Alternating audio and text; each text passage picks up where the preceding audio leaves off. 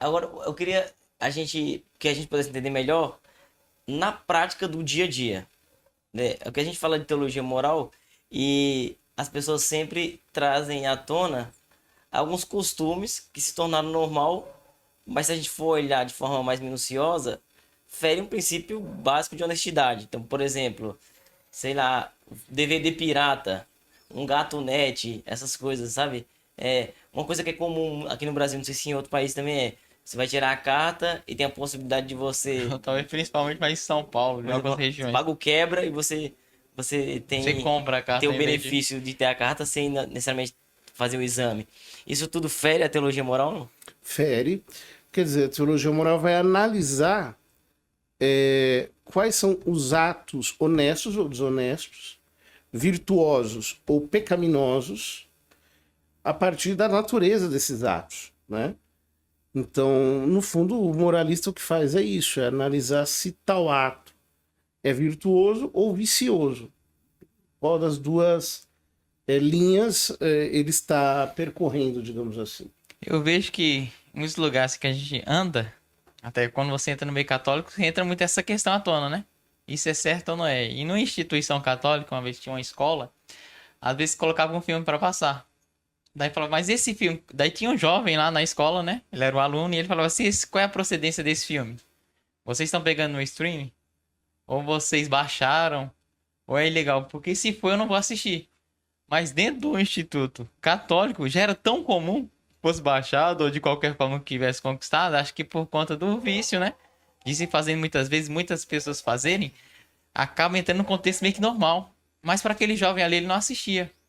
Qual é a visão do senhor específico nesse caso? Porque se é um cristão autêntico, ele deve de fato combater isso, porque as coisas vão ficando muito normais. Mas eu tenho que entrar na E não normalidade. correr isso para ficar escrupuloso também, É, né?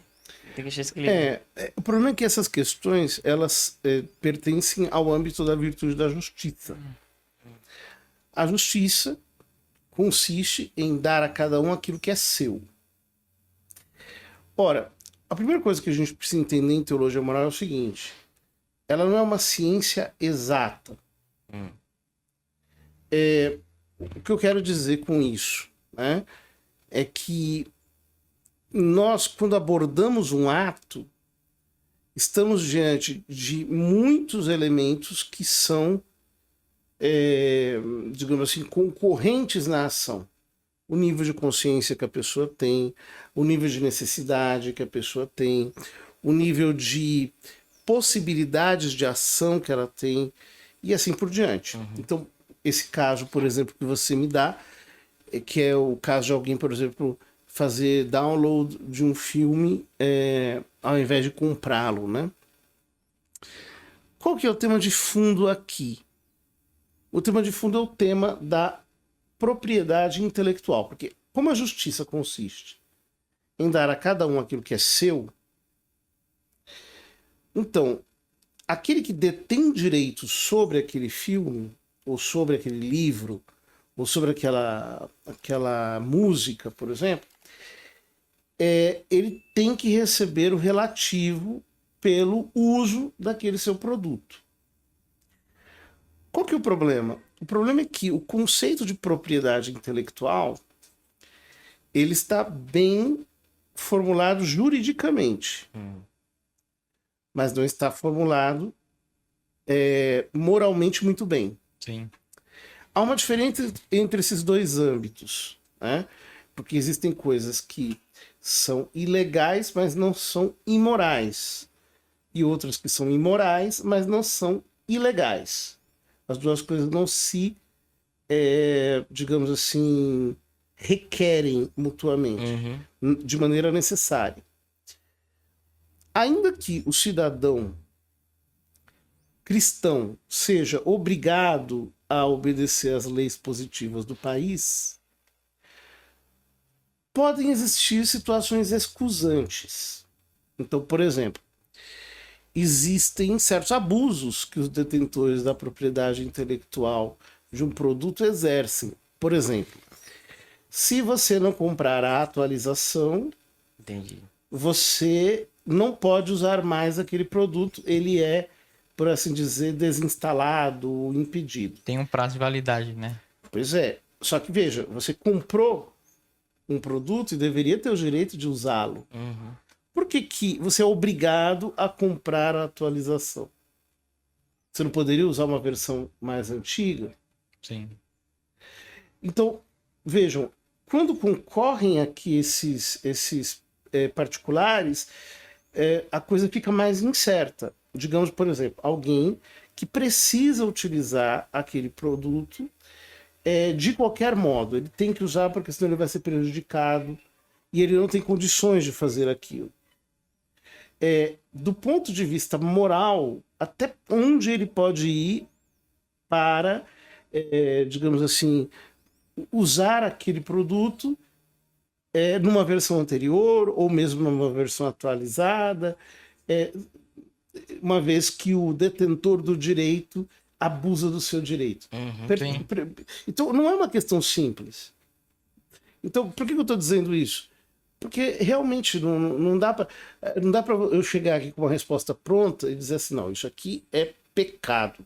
Calma, eu preciso analisar os particulares. Uma das coisas que os moralistas dizem, os bons moralistas, e que me parece muito verdadeira, é que no que diz respeito à virtude da justiça, a análise sempre é mais complexa. E muitas vezes até incerta. Por quê? As outras virtudes dizem respeito da relação do indivíduo consigo mesmo. A justiça diz respeito às relações do indivíduo com um outro. E aqui eu preciso estabelecer o equo, ou seja, o igual, a igualdade entre as duas partes, baseado num fato precedente, que é o direito que esse tem de receber desse outro tal, enfim, satisfação. Então, não sempre é fácil estabelecer quando existe uma real, digamos assim, doverosa obrigação, ou até de outro modo, quando existe um direito de receber de um lado e de outro. Por exemplo, a questão dos direitos intelectuais, todo mundo que prescreve por exemplo, a ideologia libertária, ou do tipo anarcocapitalista, eles negam a existência do direito de propriedade intelectual.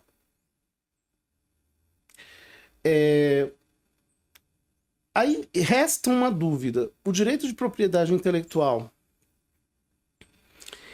é um direito positivo ou é um direito natural? Até que ponto uma pessoa tem direito a uma propriedade imaterial? Lembrando que a própria propriedade material, durante muito tempo, os pais da igreja, eles não conheciam o conceito de propriedade material.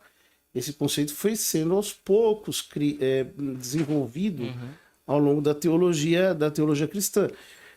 São Tomás depois vai demonstrar como, na verdade, o trabalho me dá direito de propriedade sobre o produto. Né? Porém, será que o mesmo se aplica à propriedade imaterial? Pode ser que sim.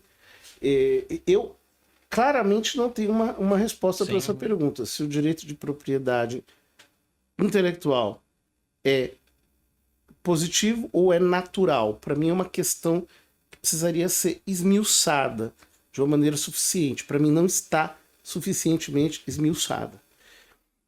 Mas, ainda que seja apenas de direito positivo, ou seja, para regular a relação entre as pessoas na sociedade, o católico, em princípio, deveria obedecer ao direito positivo. Ele deve obedecer ao direito positivo, é obrigação do católico. E aí, nos casos particulares, é que nós vemos se existem situações mais ou menos excusantes. Sim. Muito bom.